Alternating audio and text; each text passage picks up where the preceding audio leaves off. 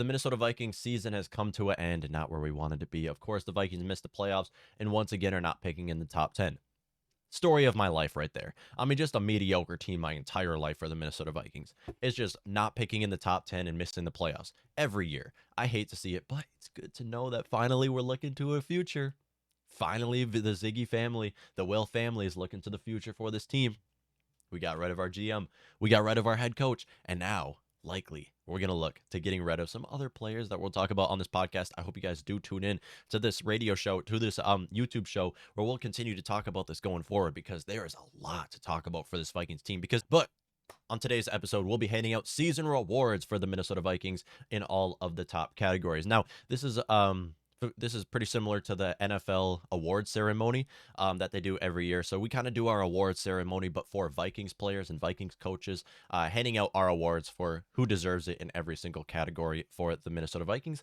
As this year, we likely won't see any Vikings players or coaches get any awards this year. Last year, we thought it was going to be Justin Jefferson, but for some reason, Offensive Rookie of the Year is still a quarterback award, and it went to Herbert. But I respect Herbert for what he did. However, it should have been Justin Jefferson last year. But for our Vikings season rewards, we're going to start out with Offensive Rookie of the Year for the 2021 season. Offensive Rookie of the Year, undoubtedly, going to Kene Nwangwu. Kene Nwangwu, 4th-round draft pick out of Iowa State, came out of absolutely nowhere and shined all season long. Now, he didn't play the first, I believe it was first 8 weeks of the season. He was out with the injury. He didn't play in the preseason either. He didn't play in OTAs or practice team. Or, well, yeah, actually he did. He got injured in the preseason. That's what happened on the very first play of the preseason. But when he was healthy, looked amazing on this team. He came in the second half of the season, returning kicks. Was our starting kick returner right off of the bat. Had 2 kick return touchdowns for the team. Not only that, but on offense, got a lot of play time as Dalvin Cook went out with the injury and he went out with COVID. Kene Nwangwu stepped in as our running back 2 and completely locked down Amir Abdullah's spot as a running back 3. Kene Nwangwu in the 2021 season had 17 total touches, 70 scrimmage yards, averaging 4.7 yards per carry. That is incredible for a rookie running back. Credit Kene Nwangwu.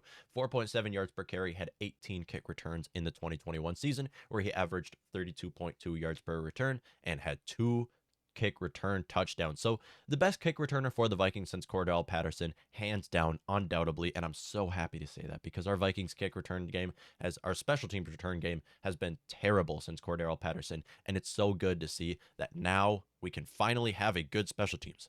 Really, we can finally have a good special teams. Now, we're not looking at Greg Joseph. Everybody outside of him, we're looking at a very good special teams right here, and I'm so happy to say that because I haven't been able to say that in a long time. And our special teams has lost us games in the last few years and has held the Vikings back from the playoffs. If we had this special teams in 2019, we would have made the playoffs easily. Because I believe in 2019, we lost a few games, at least 2 games because of our special teams, and those 2 games would have been the difference maker on making the playoffs. It's good to know Chad Beebe's not going to be returning any more punts anymore. Likely won't be back with the team, but it's good to know he won't be there. But Kene Nwangwu, easy Offensive Rookie of the Year, and I'm so happy with that 4th-round draft pick. Vikings are able to swing on all of their day 3 draft picks. Got to credit Rick Spielman. Next up, Defensive Rookie of the Year, another 4th-round draft pick. Like I said, got to credit Rick Spielman here. Cam Bynum, 23-year-old safety, converted safety out of Cal, drafted in the 4th round by the Minnesota Vikings. Real quick, Rick Spielman, we got to give him some credit because Rick Spielman, of course you want to judge GMs by their 1st-round draft picks. Yes, Rick Spielman has had multiple terrible 1st-round draft picks. He has. He is a mastermind when it comes to day 3. I mean, to be able to get players like Cam Bynum, to be able to get players like Kene Nwangwu, plug them in as rookies and make immediate impacts in the NFL, credit Rick Spielman. Credit our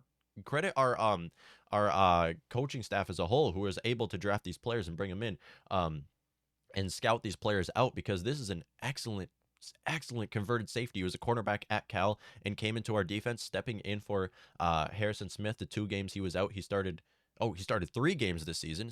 He started 3 games this season, stepping in for Xavier Woods and stepping in for Harrison Smith. Had 28 total tackles, an interception, and a sack. Excellent year for Cam Bynum. Love to see a 4th-round draft pick like him come on our team and really add a lot of depth to the safety position. And in all honesty, Cam Bynum might be the starter next year. If the Vikings don't bring Xavier Woods back, which they might not, Cam Bynum will likely be our safety alongside Harrison Smith next year. Either that, or we will likely draft someone in the first round because there is a safety that could fall to us in the first round. But Cam Bynum, credit our fourth round draft picks because our fourth round draft picks outlived our first and third round draft picks this last year. Thank you, fourth round draft picks for the Vikings. Both Cam Bynum and Kene Nwangu are the offensive and defensive rookie of the year for the Minnesota Vikings. Now going on to our other ones. Breakout player of the year. This one, there was a lot of candidates. Real quick, there was a lot of candidates for breakout player of the year for the Minnesota Vikings. Tyler Conklin obviously stepped in for Irv Smith Jr. and just looked amazing as a tight end. On our O-line was a little bit iffy, but Ezra Cleveland did step in at left guard and was a great starting left guard by the end of the season. And then on defense, DJ Wadham was looking great at defensive end. I mean, we had multiple players step in. Armon Watts, who stepped in for Michael Pierce as well, just looking incredible. Like, we had multiple players who had their breakout season this last season, but nobody had a bigger breakout year than KJ Osborne. KJ Osborne, second-year player out of Miami. I mean, just came out and looked incredible this year, and I love to say it because going into this season, we had Irv Smith Jr.'s injury, which was terrible. We all expected Irv Smith Jr. to be the breakout player for the year, or Cam Dantzler to be the breakout player of the year. Both those players were not. We also had Chad Beebe's injury. We had BC Johnson's injury, and we were just very thin at the receiver position. We needed someone to step up, and someone stepped up. They did. KJ Osborne played in all 17 games this season, where he had 50 receptions, 655 receiving yards, and 7 touchdowns. More receiving yards, more receiving touchdowns than Julio Jones. Okay, this man is elite. KJ Osborne came out and has made our receiving tandem one of the top in the NFL. With our receiving trio, with Justin Jefferson being a top 3, Adam Thielen being one of the best, the best receiver over the age of 30, and then KJ Osborne stepping in as well. I mean, we have a great wide receiver trio, and whoever is going to be the future quarterback for the Vikings, this is where you should want to play. All right, you want to be thrown to these guys because Justin Jefferson comes down with everything. Adam Thielen may be the most reliable receiver in the NFL. Oh yeah, you have KJ Osborne on your team as well. We had multiple breakout players this year, especially KJ Osborne and Tyler Conklin on offense.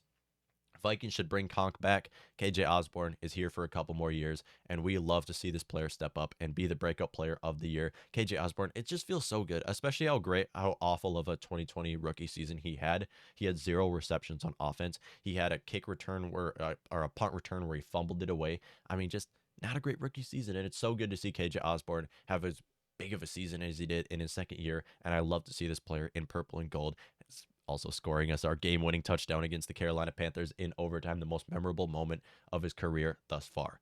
Hopefully we can have some bigger moments. Comeback player of the year for the Minnesota Vikings, easily Anthony Barr. Anthony Barr missed a lot of the last couple seasons with injuries and was also just not utilized properly the last 2 seasons. However, the 2021 season was a completely different story as Anthony Barr came in and made a big impact on our defense. He was huge against the run. Now, okay, comeback player of the year.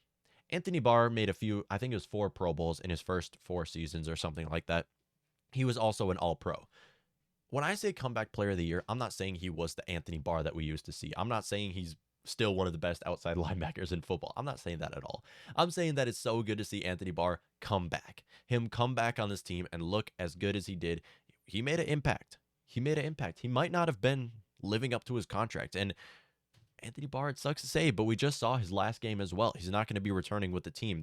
Vikings just don't have the cap to bring Anthony Barr back, and he's not going to come back if Mike Zimmer is not our head coach, which he's not. So Anthony Barr is not going to return with the team.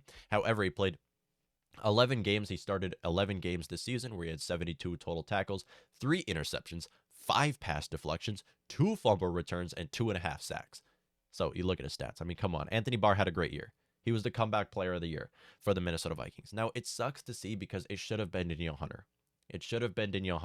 Again, Danielle Hunter just continues to suffer with injuries, and you hate to see it. He should have been the comeback player of the year, and there's always next year. Hopefully, Danielle Hunter can return and look like the Danielle Hunter we used to see back in 2016, the Danielle Hunter we saw in 2017, 2018. We want that Danielle Hunter to come back, but as of right now, Anthony Barr, he had a great Minnesota Vikings finale, a great finale with the Minnesota Vikings, and it was good to see Anthony Barr come back, and hopefully whatever team he plays for next year, he'll get paid right and he'll get utilized properly because he was not with the Minnesota Vikings. Offensive player of the year for the Minnesota Vikings in the 2021 season, easily offensive player of the year, Justin Jefferson. I mean, come on. Come on. Justin Jefferson is a top 3 wide receiver in the NFL. Top 2. Okay, he's a top 2 wide receiver in the NFL, only behind Devontae Adams right now. And he's on Devontae Adams' tail because he is going to catch up to him in the next couple seasons. Justin Jefferson is 22 years old. Yes, that's 2-2. Okay, he's one of the youngest players on our team, maybe the youngest. I haven't checked my stats, but he might be the youngest player on our team, even though it was his second year. He might be the youngest player on our team. Justin Jefferson came into this year, started all 17 games on offense, had 108 receptions for 1,616 receiving yards, finishing second in the NFL. Yes, that's second, number 2, only behind Cooper Kupp. Had 10 receptions. Cooper Kupp, that's the best football name out there. 10 touchdowns, receptions caught. And that average is 95 yards per game. Just an elite playmaker right here, and easily the best receiver we've had in a long time. And I love to see Justin Jefferson here, and I don't think it's much of an understatement to say he might finish as top 3 wide receiver in Minnesota Vikings history, only behind Randy Moss and Chris Carter. As a matter of fact, he's on track to possibly pass those 2 players. I would love to see Justin Jefferson on our team for the next decade. Hopefully he would like to stay. We have 1 more year until he's set for a contract extension. Would love to see Justin Jefferson continue to play in this team, and easily the offensive player of the year for the Minnesota Vikings. Defensive player of the year, Eric Kendricks, the best middle linebacker in football. Eric Kendricks, okay, we talk about this a lot on this channel. Eric Kendricks, the best middle linebacker in football. He's elite, and he just doesn't get appreciated. He is one of the most underrated players in football, because Eric Kendricks is much better than Fred Warner. Eric Kendricks is much better than Bobby Wagner.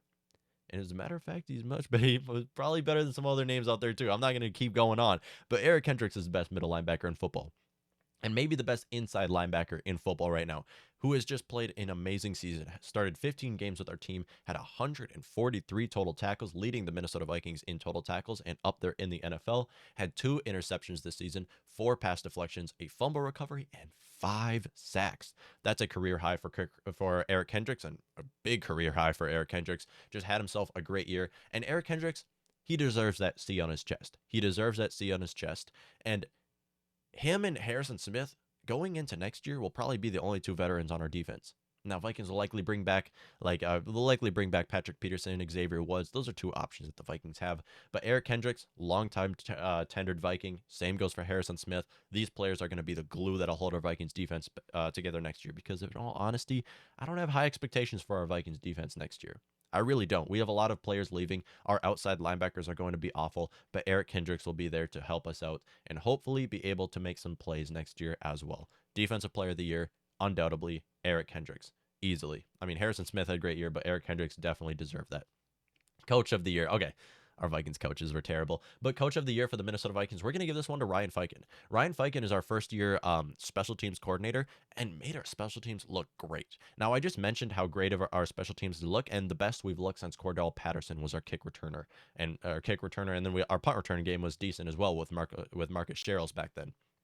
I mean, easily the best our special teams has looked in the last 5 years. And I love to see Ryan Fiken as our special teams coordinator. First year, had an excellent first year, and I'd love to see him continue to look like this. We didn't have great coaches. Our coaches were terrible this year. We were. Mike Zimmer was an awful head coach. Clint Kubiak was maybe the worst play caller in football. I mean, our coaching staff was not great. And we're going to even throw Adam Zimmer into there because we just want Andre Patterson to take control of our defense. Andre Patterson is easily the runner-up for Coach of the Year because of how he's developed these defensive linemen, but got to give it to Ryan Fiken. First-year special teams coordinator, should return as our special teams coordinator next year, depending on what our GM and head coach decide to do. I would expect Ryan Fiken to be our special teams coordinator in 2022 as well. Made Kane Nwangu look great. Another name, Dan Chisena.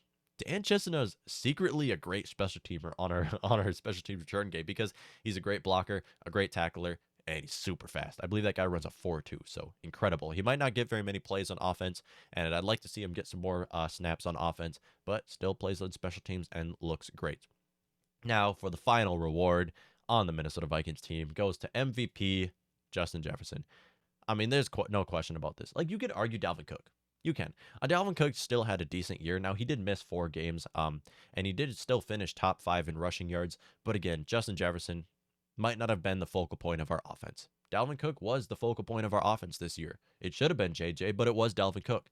But when you're talking about MVP, who was the biggest player on our Vikings offense? on our Vikings team this year, you got to give it to Justin Jefferson.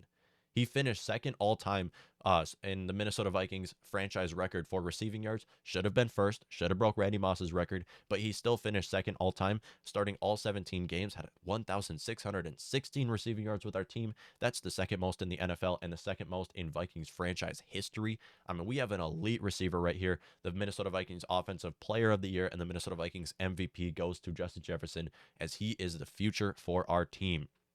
Now, we're taking a lot more look at the Minnesota Vikings future, because obviously we have GM right now. We're looking into GM probably will. I would expect the Will family, and I'm 99% sure that we're gonna hire a GM before we hire a head coach, because I believe it just makes sense. You got to bring in a GM before you bring in a head coach, because you want the GM to have say in who should be the Vikings head coach. So whoever our GM is going to be, I know they're talking about a lot of player personnel with the Dallas Cowboys. There's multiple names out there that the Vikings organization is talking about with, and they're already interviewing people to be our GM.